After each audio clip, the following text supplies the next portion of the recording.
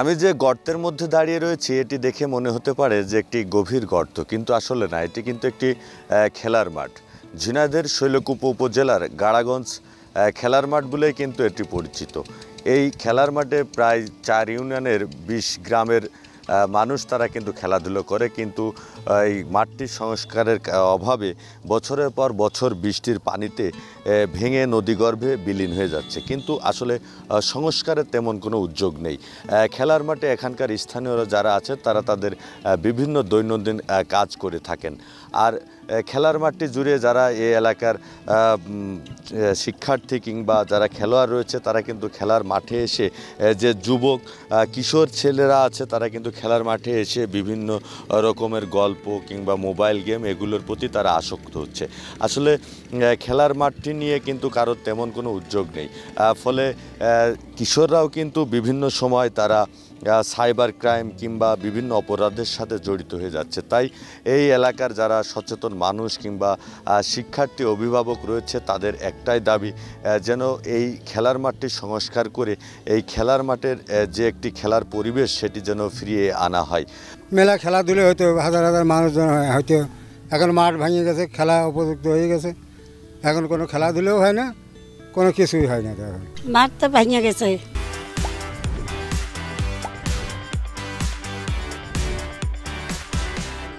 তো খেলাধুলা হয় না, আমরা বিভিন্ন রকমের কাজকর্ম করি, খাচ্ছি এখানে। এই মাঠটা ভেঙে যাওয়ার আগে যে মাঠটা ছিল সেই মাঠে এখান থেকে অনেক জাতীয় পর্যায়ে ভালো ভালো খেলোয়াড় তৈরি হয়ে গেছে, কিন্তু আমরা চাই এই মাঠটা ভালো করে সংস্কার করে আবার আগের রূপে ফিরিয়ে আনার। তবে আরও একটি বিষয়, যে এই খেলার মাঠের পাশেই কিন্তু 3টি শিক্ষা প্রতিষ্ঠান রয়েছে। একটি কলেজ আছে, বালিকা বিদ্যালয় আছে, মাধ্যমিক বিদ্যালয় এবং প্রাথমিক বিদ্যালয় রয়েছে। এই বিদ্যালয়গুলোর শিক্ষার্থীদেরও একমাত্র খেলার মাঠ এটি। এছাড়া কিন্তু এখানে খেলার মাঠ নাই। তবে এই খেলার মাঠের কিন্তু ব্যাপক সমস্যা রয়েছে, দীর্ঘদিন খেলা হয় না, ফলে মাঠটিও কিন্তু আসলে বিলীন হয়ে যাচ্ছে। তো আসলে চলুন আমরা দেখে আসি এই খেলার মাঠের দৈন্যদশার কি অবস্থা। আসলে ফুটবল খেলা বা ক্রিকেট খেলার এই মাঠে কোনো খেলার পরিবেশ নেই, যে কারণে আমরা বন্ধুবান্ধব আসে এখানে আড্ডা দিই, লুডো খেলি, তাস খেলি, বিভিন্ন রকম বসে থেকে আড্ডা দেওয়া হয় আর কি। খেলার যদি পরিবেশ থাকতো তাহলে আমরা অবশ্যই ফুটবল বা ক্রিকেট এখানে খেলা করতাম। আমরা চাই যে দ্রুত সম্ভবে মাঠের সংস্কার হোক, এটা আমাদের সকলের দাবি।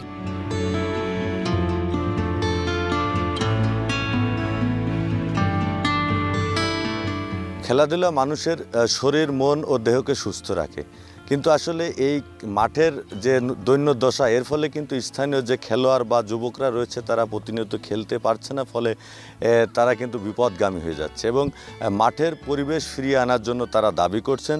তো আমাদের এখানে কিন্তু একজন স্থানীয় জনপ্রতিনিধি রয়েছে, এই ওয়ার্ডের একজন জনপ্রতিনিধি, তার সাথে যদি একটু কথা বলার চেষ্টা করি, যে আসলে এই মাঠে তো আমরা শুনলাম যে একসময় ভালো টুর্নামেন্ট খেলা হতো, অনেক বড় বড় টুর্নামেন্ট হতো, এখন দীর্ঘদিন খেলা হয় না, মাঠটা ভেঙে যাচ্ছে।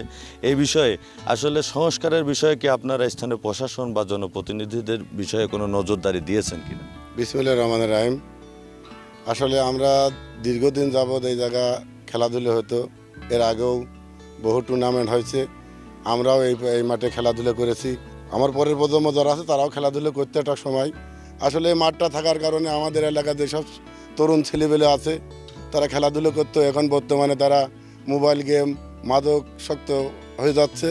তা আমি প্রশাসনের কাছে বা ঊর্ধ্বতন কর্মকর্তার কাছে আবেদন করি যে এই মাঠটা সুন্দর করে আবার আগের দিনের মতো খেলাধুলো হোক, সংস্কার করা হোক।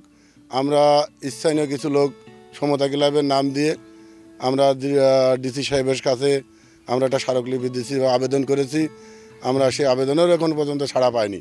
আমাদের এলাকার দাবি, আমাদের তরুণ সমাজের দাবি, আমি মনে করি যে আসলে এই প্রতিবেদনের মধ্যে দিয়ে আমাদের মাঠটা সংস্কার করা হোক।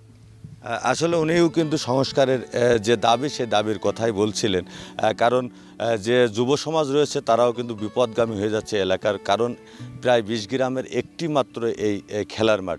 তো আসলে যদি এই খেলার মাঠ সংস্কার করা হয় তাহলে হয়তো আবার আগামীতে এখানে সেই খেলাধুলা হবে, বড় টুর্নামেন্ট হবে এবং এই এলাকার যারা যুবক রয়েছে তারা তাদের সেই খেলোয়াড় হয়ে তৈরি হতে পারবেন এবং ভালো ভালো জায়গায় তারা জায়গা করে নেবেন বলে তারা দাবি করছেন। এবং তারা বলছেন যে এই মাঠটা যেন প্রশাসনের পক্ষ বা যারা সমাজে বিত্তবান মানুষ রয়েছে তারাও যদি এগিয়ে এসে সংস্কার করে তাহলে হয়তো বা এই এলাকার যুব সমাজ তারা খেলা করতে পারবে, ভালো খেলোয়াড় হতে পারবে।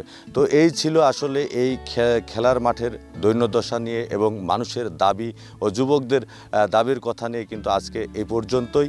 তো আমরাও আশা করি যে আগামী দিনে এই খেলার মাঠটির সংস্কার হবে, সেই প্রতিশ্রুতি হয়তো বা অনেকেই দিয়েছেন।